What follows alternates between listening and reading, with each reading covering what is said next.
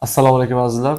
1928-yil Alexander Fleming tomonidan penitsillinni kashf qilinishi tibbiyotda antibiotiklar erasini boshlab berdi. Antibiotiklar juda keng qo'llanila boshlandi. Ilgarilari davosiz deb ko'rilgan kasalliklar ham shifo topa boshlandi, osongina davolana boshlandi. Antibiotiklarni tibbiyotda keng qo'llanib kelishi bilan birgalikda ularning nojo'ya ta'sirlari, allergik holatlar haqida ma'lumotlar paydo bo'la boshlandi. Bugun sizlar bilan antibiotiklarning nojo'ya ta'sirlari va ularga kuzatiladigan allergik reaksiyalar haqida gaplashamiz. Antibiotiklarga allergik reaksiyalar sekin va tez tipda kechadi. Tez allergik reaksiyalar immunoglobulin Y ishtirokida kechadi. Dastlabki 5 minutdan tortib 1 soatgacha bo'lgan muddatda rivojlanadi. Qizamiqsimon va to'rvoqsimon toshmalar kuzatiladi. Og'ir holatlarda anafilaktik shok kuzatiladi. Anafilaktik shokda teriga gilamsimon toshma to'shadi.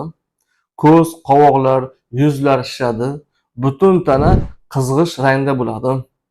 Qon bosimi tushadi. Bemorning hushi yo'qoladi. Nafas qisadi.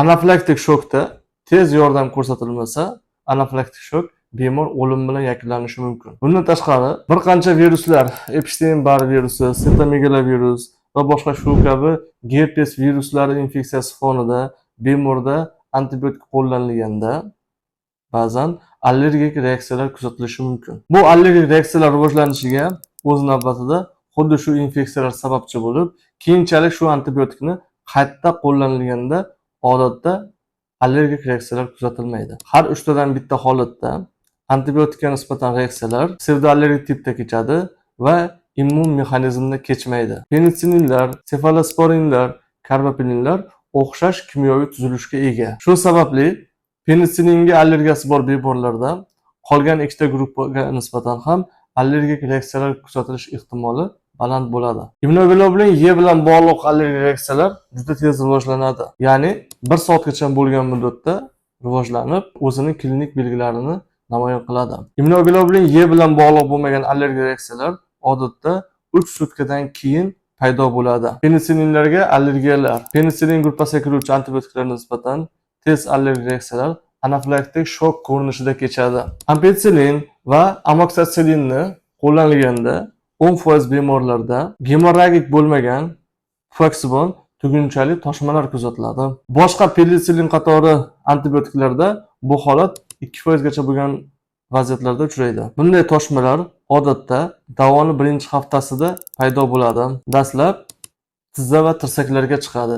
Keyinchalik butun tanaga tarqalishi mumkin. Infeksion mononukleoz holatida esa bu holat 90% gacha ortadi. Sefalosporinlar qo'llanilganda terida pufaksimon tugunchali yoki qizamiqsimon toshmalar kuzatiladi. Shu bilan birga dori bilan bog'liq bo'lgan isitma ham kuzatilishi mumkin. Kam holatlarda to'rvoq, anemiya, anafilaksiya, sitopeniya va interstitsial nefrit shakllanishi mumkin. Hali bolada interstitsial nefrit bo'lgan ekanda, sefalosporindan keyin polasemiya qo'yganda, sulfanilamid preparatlari qo'llanganda, mayda bo'rtmasimon toshmalar dorilar qo'llanilgandan 7-12 kun o'tgandan so'ng shakllanadi va ko'pincha isitma bilan birga kechadi. Ayrim holatlarda to'rvoq va anafilaktik reaksiyalar kuzatilishi mumkin. Og'ir holatlarda esa Steven Johnson, Layla kabi jiddiy sindromlar kuzatilishi mumkin. Bundan tashqari, ayrim vaziyatlarda trombositopeniya, neytropeniya,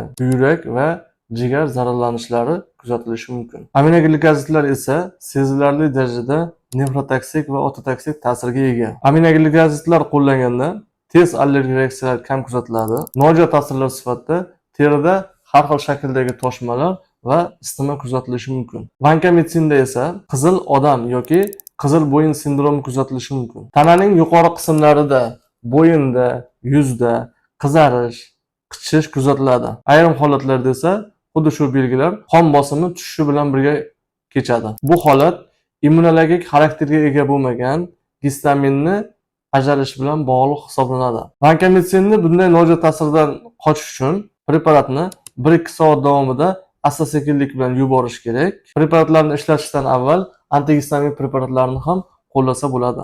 Xinolonlar qo'llanilganda ko'ngil aynishi, qayt qilish, bosh aylanishi, qorinda og'riq, dispeptik belgilar, yurak ritmini buzilishi, qon bosimining tushishi yoki ko'tarilishi, to'rvoq qichishish va ayrim vaziyatlarda anafilaktik reaksiyalar kuzatilishi mumkin. Tetrasiklin esa bakteriyostatik xususiyatga ega bo'lib, to'rvoq, anafilaktik shok ko'rinishidagi allergik reaksiyalar juda kam kuzatiladi. Levamistin toksik xususiyati ko'p bo'lganligi tufayli klinik praktikada kam qo'llaniladi. Nojo'ya ta'sirlar sifatida panmielofitiz kuzatilishi mumkin. Makrolidlar qo'llanilganda ham allergik reaksiyalar, allergik toshmalar kam kuzatiladi. Makrolidlarda nojo'ya ta'siri sifatida xolistatik gepatit rivojlanishi mumkin. Bu preparatlarni organizmga yuborish to'xtatilgandan so'ng xolistatik gepatit o'z-o'zidan tuzaladi. Metronidazol ham nojo'ya ta'sirlarga ega. Uni nojo'ya ta'sirlari ko'proq oshqozon ichak faoliyati buzilishi tipida kechadi. Ayrim holatlarda to'rvoq, teridagi qizarishlar, qichishishlar, anafilaktik shok ko'rinishidagi reaksiyalar ham kuzatilishi mumkin.